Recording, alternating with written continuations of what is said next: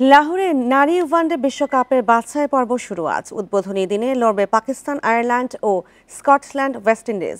এর আগে মঙ্গলবার ওয়ার্ম আপ ম্যাচে পাকিস্তান এ দলকে 167 রানে হারিয়ে প্রস্তুতি সারল বাংলাদেশ। আগে ব্যাট করে 276 রান তোলে টাইগ্রাসরা। অধিনায়ক নিগার সুলতানার সর্বোচ্চ 70 রান, ফারজানা 50 আর জান্নাতুল করেন 46 রান।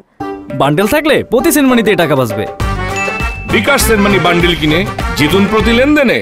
হানি ও ওয়াহিদা নেন 3টি করে উইকেট। বড় টার্গেটে বিধ্বস্ত পাকিস্তান এ দল অল আউট হয় 109 রানে। মারুফা রাবেয়া ও ফাহিমার জোড়া শিকার। বিশ্বকাপ বাছাই পর্বে বাংলাদেশের প্রথম ম্যাচ 10 এপ্রিল। প্রতিপক্ষ থাইল্যান্ড। রাউন্ড রবিন ফরম্যাটে 6 দলের লড়াই। 2 দল পাবে মূল পর্বের টিকিট।